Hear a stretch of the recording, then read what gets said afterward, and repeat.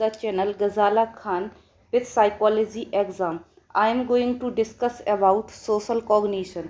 सो आज के लेक्चर में हम डिस्कस करेंगे कि सोशल कॉग्निशन क्या होता है, उसका बेसिक डिटेल देखेंगे, देन उसका ह्यूरिस्टिक्स वाला पार्ट्स को हम यहाँ पे डिस्कस करेंगे. ओके, सो देखते हैं कि सोशल कॉग्निशन क्या होता है.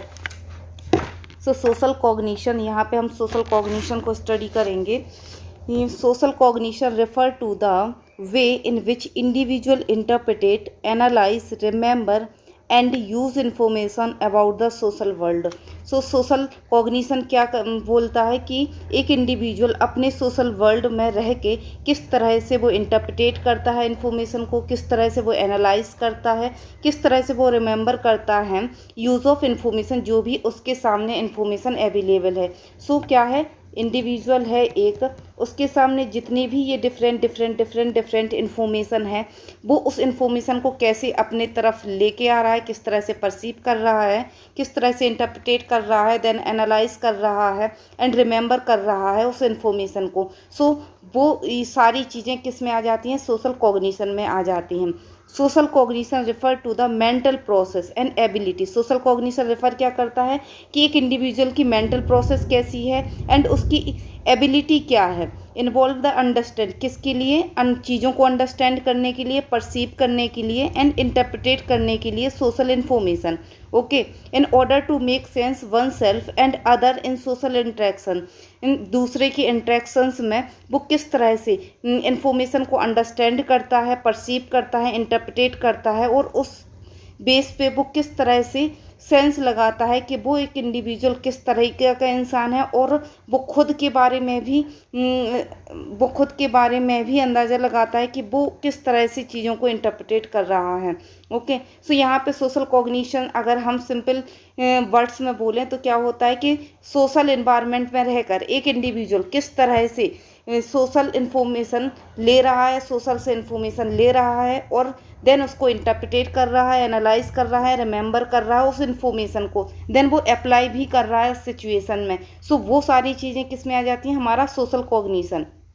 ओके, देन इसके बाद देखते हैं it involve how we process. Social cognition में क्या होता है, इंडिविजुअल किस तरह से इन्वॉल्व होता है, उसकी किस तरह से प्रोसेस चलती हैं, वो किस तरह से उस इन्फॉर्मेशन को स्टोर करता है एंड यूज़ करता है उस इन्फॉर्मेशन को अबाउट द पीपल, जो भी वो दूसरे इंसान से उसे मिली होती हैं, इंक्लूडिंग देयर थॉट्स. इन सारी चीज़ों का इंक्लूड होते हैं thoughts, intention, emotions, belief and behaviour.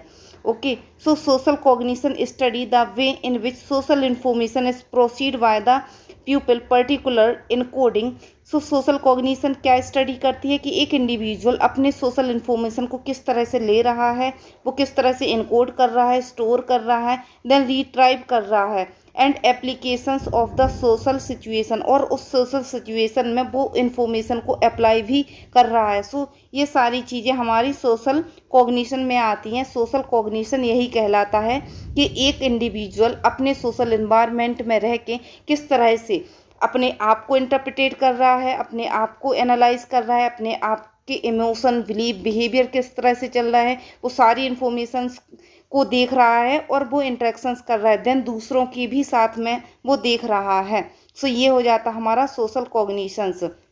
जैसे कि पीछे हमने देखा था यहाँ पे कि वो किस तरह से इनकोड कर रहा है, स्टोर कर रहा है एंड रिट्राइव कर रहा है इन्फॉर्मेशन. यहाँ पे हम थोड़ा देखें कि सबसे पहले एक इंडिविजुअल्स क्या करता है, उसका कुछ ना कुछ मेमोरी होती है. ओके, जैसे ही वो अपने सोशल इन्वायरमेंट में जाता है तो कोई भी इन्फॉर्मेशंस को वो देखता है तो उसका पहले से ही मेमोरी उसमें कुछ ना कुछ उस पर्टिकुलर टॉपिक से रहती ही है. जैसे कि फॉर एग्ज़ाम्पल अगर हम मंदिर जाते हैं तो मंदिर कि किस तरह से जाते हैं, पहले तो एथनिक वियर हम लेते हैं, कुर्ता पजामा जैसे कि हमने पहन लिया, वहाँ पे टाई वाई लगा के नहीं जाएंगे. ओके, वहाँ पे हम कुर्ते में ही जाएंगे. जैसे ही हमने मंदिर का देखा, एक थाली लेके जाते हैं. ये क्या है, ये हमारी मेमोरी में पहले से चीज़ें इन्फॉर्मेशन स्टोर है. जैसे कि इनकोडिंग, किस तरह से वो इनकोड कर रहा है अपने सोशल एनवायरनमेंट की इन्फॉर्मेशन को, देन वो स्टोर कर रहा है, स्टोर करके भी रखता है और फिर वो रिट्राइव भी कर रहा है. फॉर एग्जांपल जैसे कि यहाँ पे हम लोग सोशल कॉग्निशंस डिस्कस कर रहे हैं, देन जब हम अपना एग्ज़ाम देंगे तो अगर बाय द वे इससे क्वेश्चंस बनता है तो क्या होगा, हमने पहले किस तरह से इनकोड किया था इन्फॉर्मेशन जो अभी एट प्रेजेंट हम कर रहे हैं, तो एक्वायर इन्फॉर्मेशन हम सोशल कॉग्निशन के बारे में पढ़ रहे हैं तो कौन कौन सी इन्फॉर्मेशन एक्वायर कर रही है, अभी हमारी प्रोसेस चल रही है। देन इसके बेस पे हम स्टोर भी करके रखेंगे, मेंटेन द इन्फॉर्मेशन, ये जो भी हम पढ़ रहे हैं वो हमारे माइंड में स्टोर हो जाएगी। देन हमारे एग्ज़ाम के टाइम वो सारी चीज़ें रिट्राइव हो जाएंगी, रिकॉल हो जाएंगी इन्फॉर्मेशन। देन हम उस सारी चीज़ों को अप्लाई कर देंगे, किसमें अप्लाई कर देंगे, अपने सोशल एनवायरनमेंट। और सोशल एनवायरनमेंट यहाँ पे क्या है, हम अपना एग्ज़ाम दे रहे हैं। ओके, आई होप यहाँ तक क्लियर होगा ये सारी प्रोसेस कि किस तरह से ये प्रोसेस चलती है। फॉर एग्जाम्पल यहाँ पे अगर हम एक एग्जाम्पल पे फोकस करें कि if we want to buy a new mobile in a buy back offer, then we neither mathematical calculation the expect price of the old and new mobile, nor we do any probability calculation to maximizing our profit. So यहाँ पे क्या है, we simply throw a estimate the price and expect bargain around the price. So यहाँ पे example क्या है, for example कि हम क्या गए कि एक मोबाइल ख़रीदने के लिए गए और वहाँ पे उसमें मोबाइल फ़ोन के ऊपर ऑफ़र चल रहे हैं। सो वहाँ पे हमने क्या किया, पहले से तो हम सोच के नहीं गए थे उस एनवायरनमेंट में, उस सोशल एनवायरनमेंट में, ना ही हमने कुछ मैथमेटिकल कैलकुलेशन करके रखा था। सो कि हमारा पहले का मोबाइल, ओल्ड मोबाइल हमने किस तरह से ख़रीदा था और एंड न्यू मोबाइल पे ये ऑफ़र चल रहा है तो हमें कितने का पड़ रहा है। सो कोई भी हमने कैलकुलेशन नहीं बनाई है कि हमें कितना प्रॉफिट होगा अगर हम इस ऑफ़र में मोबाइल ख़रीदें या कितना लॉस होगा। सो सिंपली उस सोशल एनवायरनमेंट में एक इंडिविजुअल क्या करता है, सिंपली वो एक अपने दिमाग में उसी एट प्रेजेंट एक रफ एस्टीमेट बना लेता है एक प्राइस का, देन उसके बेस पे ही वो बार्गेन करना स्टार्ट कर देता है, मोर और लेस अराउंड दैट प्राइस से वो बार्गेन करना स्टार्ट कर देता है। सो यहाँ पे क्या हो गया, we can understand few interesting thing about the mind for this example. So यहाँ पे क्या क्या उस सोशल एनवायरनमेंट में रह के हमारे माइंड में कौन कौन सी चीज़ें चलेंगी, वो सारे पॉइंट को यहाँ पे हम डिस्कस कर लेते हैं। कि सबसे पहले क्या हुआ कि हम एक सोशल एनवायरनमेंट में गए, एक शॉप पे देखा कि वहाँ पे मोबाइल फ़ोन पे ऑफ़र चल रहे हैं, वहाँ पे क्या हो रहा है, मोबाइल फ़ोन पे ऑफ़र चल रहे हैं। वहाँ पे हम पहले से सोच के नहीं गए थे कि ये मोबाइल फ़ोन कितने का है। सो ये आप पहले हमने कितने का ये मोबाइल फ़ोन ख़रीदा है, किस तरह के इसके फ़ीचर्स हैं, कुछ भी हम सोच के नहीं गए थे, सीधे देखा ऑफ़र चल रहा है और शॉप के अंदर हम चले गए। सो वहाँ पर हम रफली एस्टीमेट बनाते हैं एंड बार्गेन करना स्टार्ट कर देते हैं। सो उस टाइम पे हमारे माइंड में, उस सोशल एनवायरनमेंट में रह के हमारे माइंड में कौन कौन से पॉइंट निकल के आते हैं वो यहाँ पे हम डिस्कस करते हैं। कि पहला क्या है, we have framework develop from the past experience, कुछ ना कुछ तो कॉल्ड द स्कीमा, जिसे हम स्कीमा बोलते हैं, जो भी पास्ट एक्सपीरियंस से बनते हैं।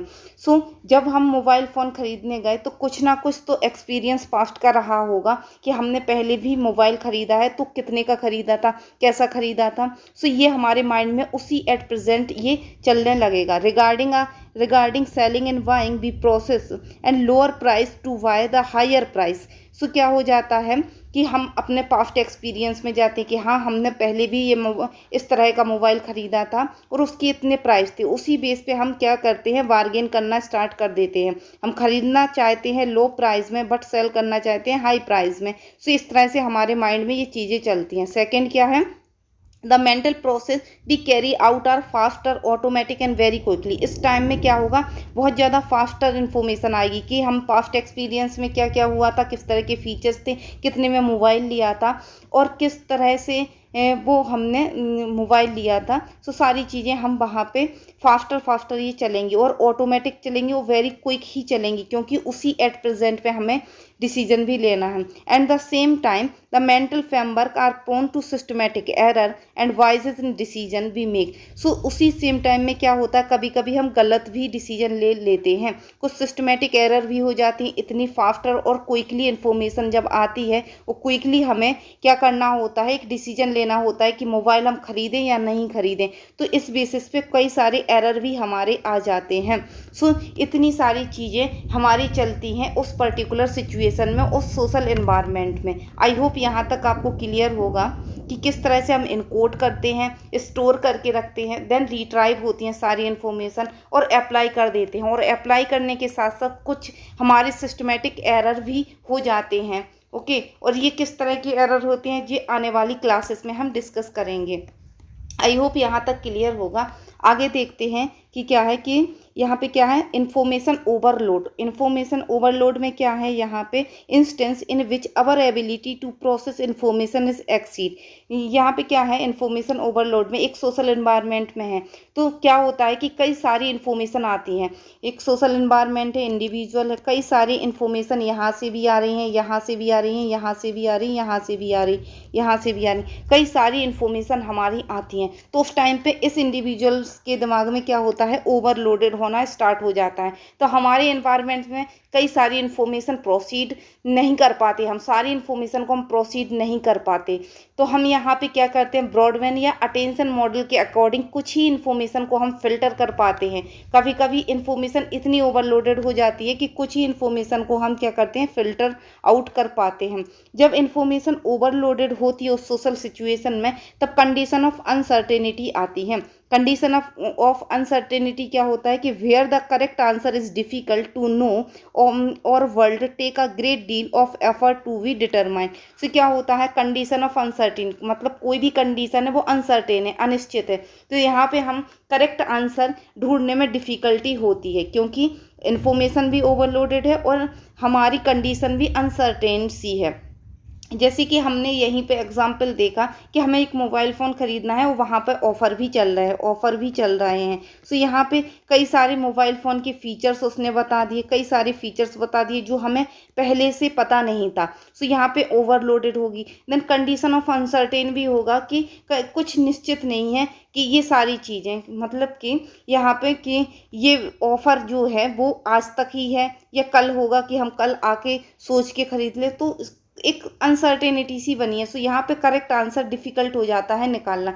जब एक करेक्ट आंसर डिफ़िकल्ट होता है निकालना, तब हम क्या करते हैं, we use smart tactics under the condition of information overloaded. जब भी ओवरलोडेड इन्फॉर्मेशन होती है, फॉर एग्जांपल अगर हम यहाँ पे अपने रियल लाइफ से जोड़ें कि एग्ज़ाम में बैठे हैं और कई सारी इन्फॉर्मेशन हमारी आ रही है, कई सारी चीज़ें चल रही हैं कि इसका आंसर ये भी हो सकता है, ये भी हो सकता है, और कई सारी इन्फॉर्मेशन ओवरलोडेड भरी पड़ी हुई हैं। तो हम वहाँ पे क्या करते हैं, हम ह्यूरिस्टिक लगा देते हैं, एक तुक्का भी लगा देते हैं, कभी कभी तुक्के से भी वो आंसर सही हो जाता है। तो यहाँ पे क्या है, ये स्मार्ट टैक्टिक्स होती है, एक शॉर्टकट होता है जिसमें हम ह्यूरिस्टिक को अप्लाई कर देते हैं उस सिचुएशंस में।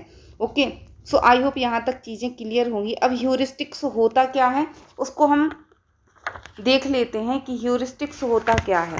ओके, सो यहाँ पे हम देखें heuristic are the simple rule of thumb. ये क्या होता है, सिंपल रूल ऑफ थंब और मेंटल शॉर्टकट होता है that help us to make complex decision and drawing inference in speedy and efficient way. They reduce our the mental effort. क्या है, जैसे कि इन्फॉर्मेशन ओवरलोडेड हुई पड़ी है और हमारी कंडीशन भी अनसर्टेन सी बनी है, तो यहाँ पे हम क्या करते हैं, ह्यूरिस्टिक अप्लाई कर देती है। ह्यूरिस्टिक होता है simple rule of thumb and mentally हम शॉर्टकट लेते हैं। कॉम्प्लेक्स सा डिसीजन अगर हमें लेना है तो हम क्या करते हैं, स्पीड में एंड एफिशिएंट वे में हम ह्यूरिस्टिक लगा देते हैं, सो इससे क्या हो जाता है, रिड्यूस होता है हमारा मेंटल एफर्ट। जितना भी हम एफर्ट लगाते हैं वो थोड़ा कम होता है। हम जैसे कि एक ये क्वेश्चंस है, ये क्वेश्चंस लिखा है, इसके कई सारे ऑप्शंस हैं, ये हमें पता नहीं है कि इसका सही आंसर क्या है। तो यहाँ पे क्या हम करेंगे, जैसे कि जय माता दी लगा के हमने 2 ऑप्शंस पे क्लिक कर दिया और इसका प्रोबेबिलिटी है कि ये सही भी हो जाता है। सो ये यहाँ पे हमने क्या अप्लाई किया, ह्यूरिस्टिक अप्लाई किया एंड शॉर्टकट अप्लाई किया। फॉर एग्जांपल अगर हम एग्जांपल दें कि जैसे कि एक रास्ता है, ये मेन रोड है, यहाँ पे बारिश हुई पड़ी है, कुछ ट्रक वगैरह या ट्रैफिक है, तो हम क्या करते हैं, अगर हमें अपने कॉलेज जाना है तो हम दूसरा शॉर्टकट ले लेते हैं। सो वो वहाँ पे क्या होता है, यहाँ पे हमारा मेंटल एफर्ट भी कम होता है और कॉम्प्लेक्स डिसीजन भी सिंपल वे में हमारा हो जाता है, एफिशिएंट वे में हम क्विकली डिसीजन ले लेते हैं और दूसरा शॉर्टकट अप्लाई करके हम अपने कॉलेज तक, अपने डेस्टिनेशन तक पहुंच जाते हैं। सो आई होप यहाँ तक क्लियर होगा कि ह्यूरिस्टिक क्या होता है। देन इसके बाद देखें, ह्यूरिस्टिक में help us to make correct judgement. ये क्या होता है, करेक्ट जजमेंट देता है। Why Tversky and Kahneman have viewed team as potential source of error in our thinking। और साथ ही साथ क्या होता है, कभी कभी क्या हो जाता है, ह्यूरिस्टिक अप्लाई तो हम कर देते हैं बट इससे हम एरर भी कर जाते हैं। ये 100% श्योर नहीं होता, ये 100% सही नहीं होता, ये 95% सही हो सकता है बट 5% ये सही नहीं होता। हो सकता है कि दूसरे रास्ते पर भी ट्रैफिक हो और हम अपने कॉलेज नहीं पहुंच पाए, तो शॉर्टकट तो यूज़ किया बट हम वहाँ पे नहीं पहुंच पाए, तो ये एरर भी कर देता है। What do we use heuristic, हम ह्यूरिस्टिक यूज़ क्यों करते हैं? Lack of time and full process, time की कमी है और हमें अपना डिसीजन तुरंत और क्विक लेना है, तो हम वहाँ पे ह्यूरिस्टिक अप्लाई कर देते हैं। इन्फॉर्मेशन ओवरलोडेड है, कई सारे क्वेश्चंस हमारे हैं और इन्फॉर्मेशन है कई सारी, बट हम सही से प्रोसीड नहीं कर पा रहे हैं, हमारे दिमाग में वो सही आंसर क्लिक नहीं हो रहा, तब भी हम ह्यूरिस्टिक अप्लाई कर देते हैं अपने पास्ट एक्सपीरियंस के बेसिस पर कि यही हमने पहले लगाया था, हो सकता है यहाँ पे ये सही हो। देन इसकी में क्या है, when we have little solid information to use in decision making. यहाँ पे क्या होता है, कुछ सॉलिड सी लिटिल कम इन्फॉर्मेशन अवेलेबल होती है, सो उस बेस पे, कम इन्फॉर्मेशन के बेस पे भी हम ह्यूरिस्टिक लगा जाते हैं। जैसे कि फॉर एग्जाम्पल क्या है यहाँ पे कि एक वाइट कोट में इंसान है, तो वहाँ पे हम क्या बोल देंगे, ये एक डॉक्टर है। हो सकता है कि वो केमिस्ट भी हो सकता है कि वो स्टूडेंट हो, मेडिकल लाइन में स्टूडेंट हो, वो अभी प्रॉपर डॉक्टर नहीं बना, तो ये क्या हो जाता है, यहाँ पे हमने ह्यूरिस्टिक अप्लाई कर दिया। ओके, देन इसके बाद क्या है, यहाँ अगर हम चार्ट के फॉर्म में देखें कि ह्यूरिस्टिक होता क्या है, एक इंडिविजुअल्स है जो कि अपने सोशल इन्वायरमेंट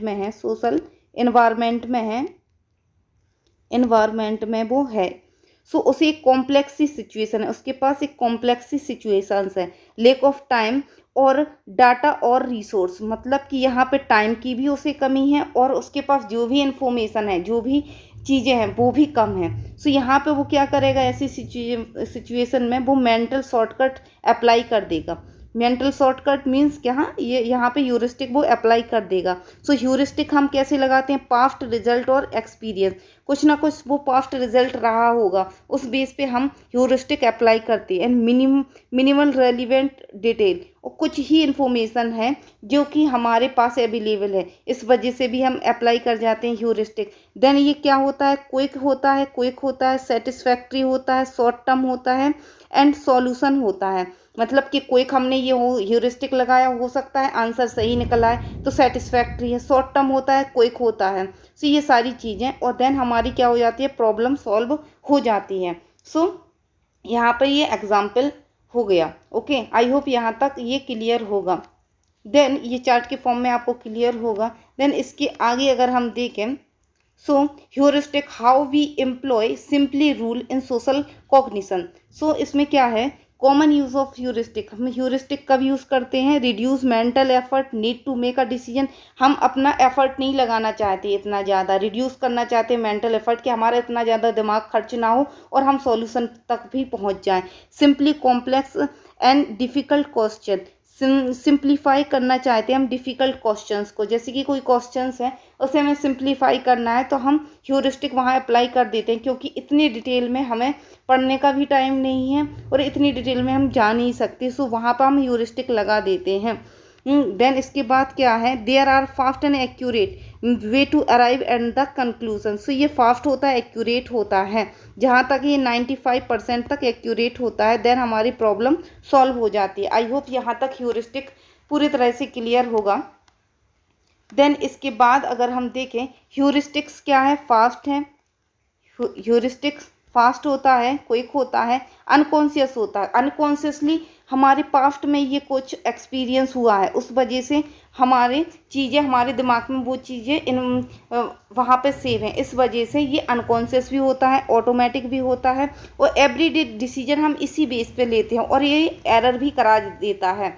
देन अगर हम रेशनल थिंकिंग करें तो रेशनल थिंकिंग क्या होती है, स्लो होती है। हम स्लोली किसी चीज़ को सोचते हैं, किसी टॉपिक पे सोचते हैं, देन कंक्लूजन निकालते हैं, और एफर्टफुल होता है। हो सकता है जैसे कि पीएचडी का कोई हमें वर्क करना है तो वहाँ पे कितना एफर्ट लगता है, कितना स्लो वर्क होता है, देन कॉम्प्लेक्स भी होता है, और जब भी उससे जो आंसर आता है वो रिलायबल भी होता है। तो पीएचडी का अगर हम थीसिस वगैरह लिख रहे हैं तो वहाँ रेशनल थिंकिंग हमारी अप्लाई होगी। और ह्यूरिस्टिक क्या है कि जैसे कि हमने कोई क्वेश्चंस का आंसर देना है और वो हमें समझ नहीं आ रहा, या फिर हमें उसका थोड़ा बहुत कन्फ्यूज़न है, तो वहाँ पर हम ह्यूरिस्टिक अप्लाई कर देते हैं। जैसे कि यूनिट 1 जो है हमारे नेट वाले एग्ज़ाम में, यहाँ पे कई सारे टॉपिक्स डाले गए हैं जो न्यू है, ये पूरी यूनिट ही न्यू है। तो यहाँ पे जहाँ तक है बच्चे स्टूडेंट जो हैं वो ह्यूरिस्टिक ही अप्लाई कर देते हैं, कुछ ही टॉपिक को वो पढ़ते हैं, उस बेस पे ह्यूरिस्टिक लगा के अपने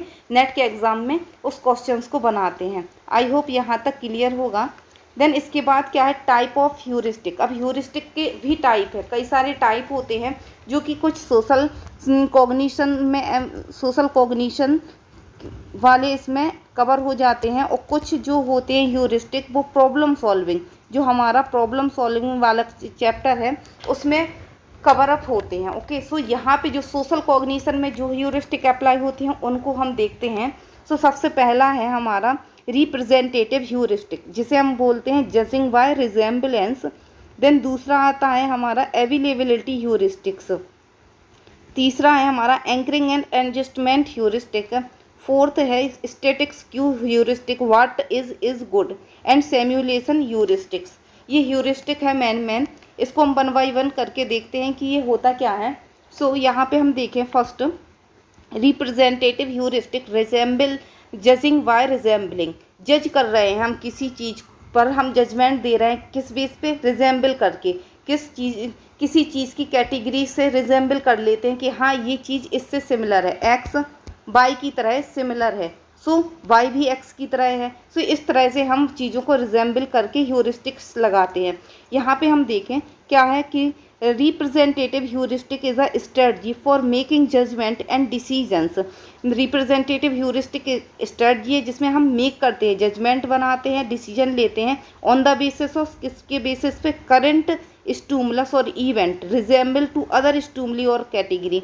मतलब करंट में जो स्टूमुलस और इवेंट हो रहा है उसको हम अदर स्टूमली और कैटेगरी से क्या करते हैं, रिजेंबल करते हैं कि ये इसकी सिमिलर है या नहीं है। अगर वो रिजेंबल हो जाता है, मैच कर जाता है, तब हम उस बेस पे लगा देते हैं कि हाँ ये चीज़ इसके तरह है। सो इसमें क्या है, फॉर एग्ज़ाम्पल जैसे कि एक बंदा है वो वाइट कलर के कपड़े पहने हैं, उस पर ब्लैक स्ट्रिप्स है। एक बंदा है, ये वाइट कलर की क्या है, कपड़े पहने हुए हैं और ब्लैक स्ट्रिप्स है, इसमें ब्लैक स्ट्रिप्स उसके कपड़े पे लगी हुई है, और वो तेज़ी से भाग रहा है। सो यहाँ पे हम क्या देखते हैं, तेज़ी से भाग रहा है, उसके पीछे कई और लोग भाग रहे हैं। तो हम यहाँ पे सिंपली रिजेंबल क्या कर लेंगे कि ये जो है ये कैदी है, क्योंकि कैदी ही इस तरह की ड्रेस पहनते हैं। वाइट कलर की ड्रेस है, उस पर ब्लैक स्ट्रिप्स है, ये कैदी की ड्रेस है, और पीछे कई लोग और भाग रहे हैं, तो ये कैदी को पकड़ने के लिए भाग रहे हैं। तो ये बंदा जो है वो कैदी है। सो इसमें क्या है, ये करंट स्टूमुलस और इवेंट हुआ जिसको हमने रिजेंबल किया अदर स्टूमुलस और कैटेगरी से। किसकी कैटेगरी से, कैदी की कैटेगरी से। ओके, आई होप यहाँ तक क्लियर होगा। आगे देखें, judgement are made on the basis of the relevant simple rule की बेसिस पे हम यहाँ पे क्या कर देते हैं, अपना जजमेंट दे देते हैं। The more similar and individual is to typically member of an given group, the more likely to belong to that the group. यहाँ पे क्या होता है कि सिमिलर एंड इंडिविजुअल्स जो है वो सिमिलर इस ग्रुप से बिलोंग करता है, सो ये भी उसी कैटेगरी का बंदा है। इस तरह से हम रिजेंबल कर जाते हैं। फॉर एग्जांपल जैसे कि ईद है और कोई बंदा है जो टोपी लगा के निकल रहा है, तो हम सिंपली रिजेंबल कर जाएंगे कि ये बंदा मुस्लिम है, सो उसे हम ईद विश कर देंगे। फॉर एग्जांपल इसी तरह से अगर हम देखें कि एक बंदा है जो तिलक लगा के निकला हुआ है, तो उसको हम ईद विश नहीं करेंगे, उसे हम राधे राधे करेंगे, क्योंकि वो सनातन धर्म से है। तो उसकी हम ड्रेस या वेशभूषा को देख के हम देख लेते हैं कि ये पर्टिकुलर बंदा किस कैटेगरी से बिलोंग कर रहा है, तो हम उसको उसी तरह से उसी कैटेगरी में रख देते हैं, उसी बेस पे हम उसकी जजमेंट बना लेते हैं कि हाँ ये बंदा इस तरह का है। इसी तरह से अगर हम देखें कि जैसे कि वाइट कोट है तो वो डॉक्टर है, ब्लैक कोट है तो वो क्या है, वकील है। तो इस तरह से हम रिजेंबल कर लेंगे दूर दूर से ही देख के कि ये बंदा किस कैटेगरी में है, और अपनी जजमेंट बना लेते हैं उस सोशल एनवायरनमेंट में। आई होप यहाँ तक क्लियर होगा। देन इसके बाद देखें एबिलिबिलिटी ह्यूरिस्टिक। एबिलिबिलिटी ह्यूरिस्टिक क्या है? एबिलिबिलिटी ह्यूरिस्टिक का strategy for making judgement on the basis of how easily specific kind of information can work about the mind। हमारे माइंड में किस तरह की इंफॉर्मेशन है इस पर्टिकुलर सिचुएशंस को देख के। सो वो क्या हो जाता है, एबिलिबिलिटी ह्यूरिस्टिक्स। ओके, जैसे कि consistent with this availability principle people fear travelling in airplane more than travelling through automobile. People जो होते हैं एयरप्लेन फ्लाइट्स में बैठने में फियर होते हैं, डरते हैं। Even though the chance of dying to auto accident are 100 times higher. उन्हें ये लगता है कि प्लेन में बैठेंगे तो क्रैश हो जाएगा और इसके ज़्यादा एक्सीडेंट होते हैं बजाय कि हम कार में बैठें। बट अगर हम रियल में देखें या रिसर्च के अकॉर्डिंग देखें तो कार से एक्सीडेंट ज़्यादा होते हैं बजाय फ्लाइट के। बट फ्लाइट में बैठने से लोग ज़्यादा डरते हैं। ऐसा क्यों होता है? क्योंकि ईजिली इन्फॉर्मेशन माइंड में है। क्योंकि जब फ्लाइट में बैठते हो, अगर फ्लाइट क्रैश हो गई, कुछ हो गया, एक्सीडेंट हो गया, तो अब न्यूज़ में कई सारी न्यूज़ में वही सारी चीज़ें बताते हैं। तो इस वजह से वो सारी चीज़ें हमारे माइंड में अनकॉन्शियसली बैठ जाती हैं। और जब हमारी चीज़ होती है कि हाँ हमें फ़्लाइट में ट्रैवलिंग करना है, तब वही चीज़ हमारे माइंड में आती है कि नहीं फ़्लाइट क्रैश हो जाती है, और इसमें बैठने से उसे डर भी लगता है क्योंकि उसकी इन्फॉर्मेशन ईजिली उसके माइंड में आ गई है। उस तरह से वो उस इन्वायरमेंट में ह्यूरिस्टिक लगा लेता है कि नहीं हमें फ़्लाइट में नहीं बैठना, हम कार से ही जाएंगे। बजाय कार की ज़्यादा एक्सीडेंट होते हैं बट वो कार से ही जाएगा। ओके, सो यहाँ पे वो एरर भी कर जाता है क्योंकि हमने ये भी पढ़ा था कि ह्यूरिस्टिक अप्लाई करते तो हैं बट कभी कभी ये एरर भी कर जाता है। सो आई होप यहाँ तक क्लियर होगा। यहाँ अगर हम डायग्राम के फॉर्म में देखें कि द एबिलिबिलिटी ह्यूरिस्टिक्स में क्या है, वॉइसेस भी ये हो जाता है जैसे कि ये है, ये ऑल इन्फॉर्मेशन हमारे माइंड में है बट हम डिसीजन किस बेसिस पे ले लेते हैं, the information you use to make a decision कैसे हम ले लेते हैं, रिसेंट में जैसे कि फ्लाइट क्रैश हुई और हमें न्यूज़पेपर में ज़्यादा से ज़्यादा दिखाया या मीडिया में दिखाया, सोशल मीडिया पे देखे, कई सारे वीडियोस देखे, तो वो रिसेंट हुआ, देन फ्रीक्वेंट हुआ और एक्सट्रीम हुआ और बहुत ज़्यादा इमोशनल था। सो ये सारी चीज़ों के बेसिस पे हम डिसीजन ले लेते हैं। इतनी सी इन्फॉर्मेशन के बेसिस पे हमने डिसीजन ले लिया कि फ़्लाइट क्रैश ज़्यादा होती है, कार से सेफ़ होता है, बट ऐसा नहीं होता। कभी कभी ये जजमेंट हम जो बना लेते हैं वो हमें एरर भी करा देते हैं। ओके, आई होप ये क्लियर होगा। अवेलेबिलिटी ह्यूरिस्टिक की अवेलेबल है ईजिली वो इन्फॉर्मेशन, इस बेसिस पे हम इन्फॉर्मेशन उसी के बेस पे हम जजमेंट बना लेते हैं। देन इसके बाद हम देखें थर्ड ह्यूरिस्टिक्स क्या है, एंकरिंग एंड एडजस्टमेंट। इसमें क्या होता है, anchoring and adjustment heuristic a heuristic that involve tendency to use a number of value as a starting point to which we then make a adjustment. इसमें क्या होता है, ये हमारा मार्केटिंग में यूज़ होता है। जैसे कि शॉपिंग के लिए जाते हैं तो क्या होता है दुकानदार जो होते हैं वो एक अपना नंबर ऑफ वैल्यू दे देते हैं कि स्टार्टिंग पॉइंट दे देते हैं कि ये ड्रेस 1000 की है। अब उसी स्टार्टिंग पॉइंट के बेस पे ही हम क्या करते हैं, एडजस्ट करना स्टार्ट कर देते हैं कि ये 1000 की है तो 900 में दे दो, बार्गेन करना स्टार्ट हो जाते हैं, 800 में दे दो, 850 में दे दो। तो ये क्या है, ये हम इस 1000 के इर्द गिर्द ही हम घूमते रहते हैं और एडजस्ट करना हम स्टार्ट कर जाते हैं। सो ये हो जाता है हमारा एंकरिंग एंड एडजस्टमेंट कि 1000 है, शॉपकीपर ने 1000 का एंकर डाल दिया, पहले से बता दिया ये ड्रेस जो है वो 1000 की है। फिर हम उसके इर्द गिर्द घूमते रहते हैं और एडजस्ट करना स्टार्ट कर जाते हैं। और देन हम जैसे कि 8:30 में हमने वो ड्रेस खरीद ली तो हम क्या सोचते हैं कि हमने एडजस्ट कर लिया, हमने ह्यूरिस्टिक अच्छा लगाया कि हाँ इतने में ये ड्रेस दे देता, तो ये हम ह्यूरिस्टिक वहाँ पे अप्लाई कर जाते हैं। ओके, आई होप ये क्लियर होगा।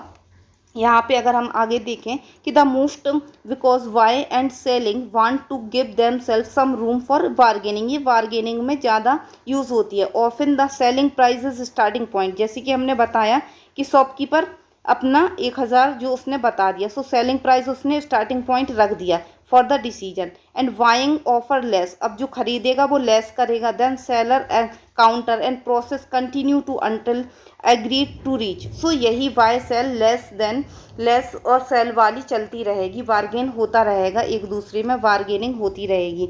The heuristic involve the tendency to deal with uncertainty in many situation by using something we do know as a starting point. अब जो स्टार्टिंग पॉइंट है उसको हम एंकर भी बोलते हैं कि एक एंकर डाल दिया। And then I am making judgement, अब उसी के बेस पे हमें जजमेंट लेना है। So the seller make price provide such as starting point, जो सेलर प्राइस बताता है वो उसका स्टार्टिंग पॉइंट होता है। To which buyer to try make adjust in order to lower price to pay, और जो खरीदने वाला होता है वो उसका कम करवाता है, बार्गेन करता है। सो इस तरह से वो जजमेंट लगाता है और ह्यूरिस्टिक अप्लाई करता है। आई होप यहाँ तक क्लियर होगा कि ये एंकरिंग एंड एडजस्टमेंट ह्यूरिस्टिक किस तरह से अप्लाई होता है। आगे हम देखें status quo and status quo heuristic, what is good, what is good, इसमें क्या है कि preferring things whose queue current state of affair remain the same, इसमें क्या है करंट में जो चीज़ें चल रही हैं वो गुड है, वो अच्छी है और इसको चेंज नहीं करना है, बिकॉज अगर चेंज किया तो हमें लॉस होगा। तो ये हमारा ह्यूरिस्टिक्स होता है। जैसे कि यहाँ देखें the believe the way things are correctly is better than any other alternative, मतलब कि करंटली जो चल रहा है वही बेटर है बजाय अदर अल्टरनेटिव। अगर हम देखें जैसे कि फॉर एग्जांपल पार्ले जी का जो बिस्किट है वो कई साल पुराना है और बहुत ज़्यादा रिलायबल है, तो हम क्या करते हैं उसी पर भरोसा करते हैं और उसको ही हम खरीदते हैं बजाय कोई अच्छा सा बिस्किट मार्केट में आया उसे नहीं लेंगे। जैसे कि कोई हम जो शैम्पू यूज़ करते हैं वो बहुत टाइम पहले से करते आ रहे हैं तो हम उसी पे ही लगे रहेंगे कि अगर हमने दूसरा अप्लाई किया हो सकता है हेयर फॉल हो जाए, तो हम क्या करते हैं जो करंट में जो चल रही हैं चीज़ें उसी पे भरोसा करते हैं और हम ये सोचते हैं कि अगर हमने चीज़ों को चेंज किया तो हमें लॉस होगा। फॉर एग्जाम्पल पीपल वही प्रेफर करते हैं product which has been in the market for the last 20 as compared to a newly product, यहाँ पे प्रोडक्ट है न्यूली प्रोडक्ट। सो यहाँ पे क्या है कि पीपल यूजली वही प्रोडक्ट कंसीडर करेंगे जो बहुत टाइम पहले से चला आ रहा है बजाय कि कोई न्यू प्रोडक्ट निकल के आया है। हम हो सकता है जैसे कि हम टीवी खरीदते हैं, एसी खरीदते हैं, तो जो हमारी इनकी जो कंपनियां हैं हम उसी पे बिलीव करेंगे कि एलजी की टीवी अच्छी होती है। अगर कोई नई टीवी लॉन्च की या किसी और कंपनी ने किया तब हम उस पर इतना ज़्यादा यकीन नहीं करते। सो ये ह्यूरिस्टिक्स क्या होता है, स्टेटस क्यू ह्यूरिस्टिक, कि जो चीज़ चल रही है करंट में वही सही है। आई होप यहाँ तक क्लियर होगा।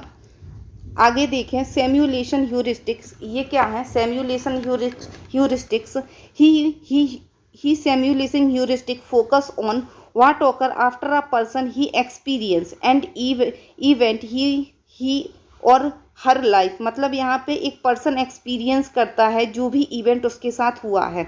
According to the simulation heuristic a person imagine, यहाँ पे पूरा फोकस किस पे रहेगा इमेजिन पे, क्योंकि हम इमेजिन करेंगे, यहाँ पे इमेजिन ही हम करते हैं। सो इमेजिन पॉसिबल सिमुलेशन और alternatives outcome events that he see encounter, so the imagine alternative in turn affect how the person feel about the event in the question, मतलब कि एक पर्सन है वो सेकंड नंबर पे आया है, जैसे कि एक ये पर्सन है ये सेकंड पे आया है, सेकंड पे, और ये है ये फर्स्ट पे आया है। तो ये किस तरह से इस चीज़ों को ह्यूरिस्टिक लगाएंगे, ये क्या करेगा, ये इमेजिन करेगा कि ये फर्स्ट वाला कैसा फील कर रहा हो, काश कि हम फर्स्ट आ जाते हैं। तो इस तरह से जो ह्यूरिस्टिक्स लगाता है वो सेम्युलेशन ह्यूरिस्टिक्स होती है। आगे देखें और अच्छे से क्लियर होगा कि simulation heuristic a third kind of heuristic is the simulation heuristic which is defined as the case of mentally undoing the outcomes, मतलब मेंटली हम चीज़ों को अंडू करते हैं, मेंटली ये हमारे दिमाग में चलता रहता है कि ये आउटकम होता तो क्या होता। द टेंडेंसी टू जज the frequency or likelihood of event by the case with which you can imagine and mentally stimulate the event. So इसमें क्या है जैसे ही सिमुलेशन आया तो हमें इमेजिन करना है एंड मेंटली स्टिमुलेट होते हैं इवेंट की, काश ये हमारे साथ होता तो कैसा होता, किस तरह से आउटकम होते हैं। हमारा जीआरएफ जैसे कि फॉर एग्जांपल हमारा जीआरएफ जब क्लियर होगा तब किस तरह की सिचुएशन होगी, किस तरह की खुशियाँ होंगी, पेरेंट्स किस तरह से खुश होंगे, हम किस तरह से खुश होंगे। सो ये सारी चीज़ें जो हमारा इमेजिन कर रहे हैं उस पर्टिकुलर चीज़ को लेकर, सो वो हो जाता है हमारा सिमुलेशन ह्यूरिस्टिक, कि हम ह्यूरिस्टिक लगा रहे हैं आने वाली चीज़ों के ऊपर।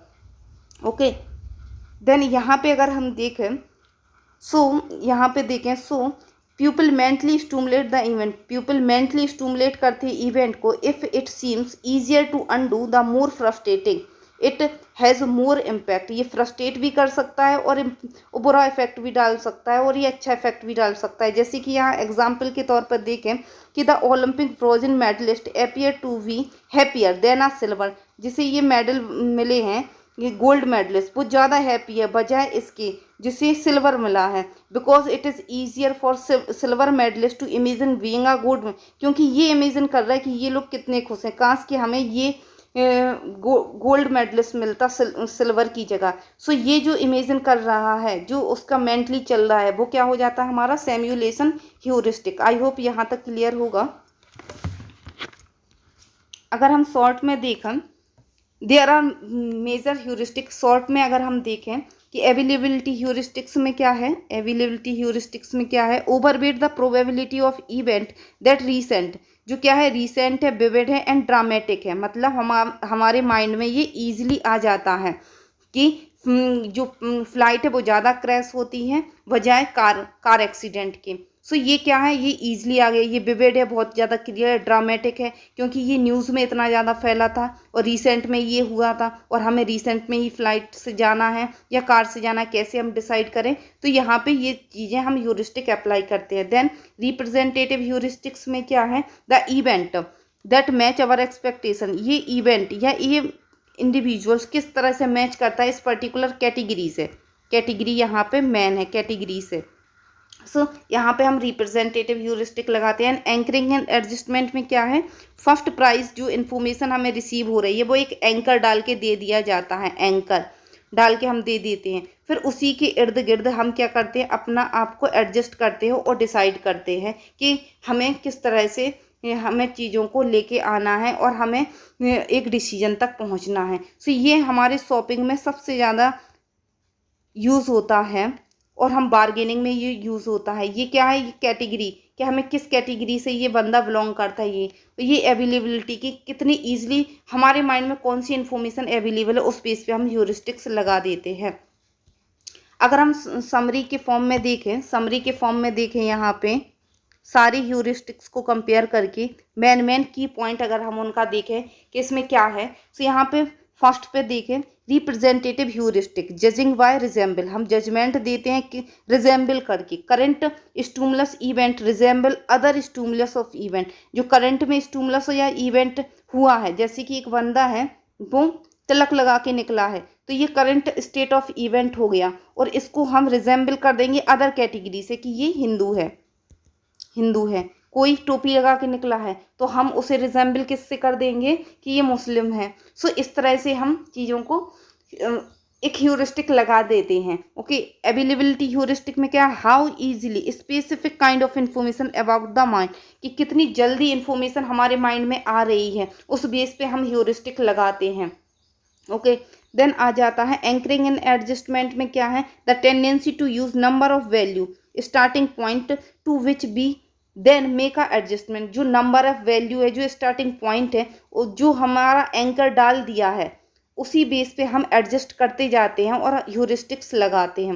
Status quo heuristic, what is good, जो करंट में चल रहा है, जो चीज़ हमारी चल रही है, जिस कंपनी की चीज़ें चल रही हैं वही सही है, अगर हम इसे चेंज करेंगे तो लॉस होगा। तो ये status quo heuristic. Simulation heuristic क्या है, imagine and mentally stimulate event, इसमें हम इमेजिन करते हैं और मेंटली स्टूमुलेट करते हैं, ये माइंड में नहीं आ रहा, इमेजिन कर रहे हैं, पूरे पूरे इवेंट को इमेजिन कर रहे हैं और यहाँ पे ये सिंपली माइंड में आ जाता है। तो यहाँ पे हम इमेजिन करेंगे कि काश कि ये आउटकम्स हमारे साथ होता तो क्या होता, जीआरएफ जब हमारा होगा तब हम किस तरह से हम अपनी खुशियों को सेलिब्रेट करेंगे। सो ये सारी चीज़ें जो हम इमेजिन कर रहे हैं वो सिमुलेशन ह्यूरिस्टिक्स होता है। आई होप यहाँ तक चीज़ें क्लियर होंगी।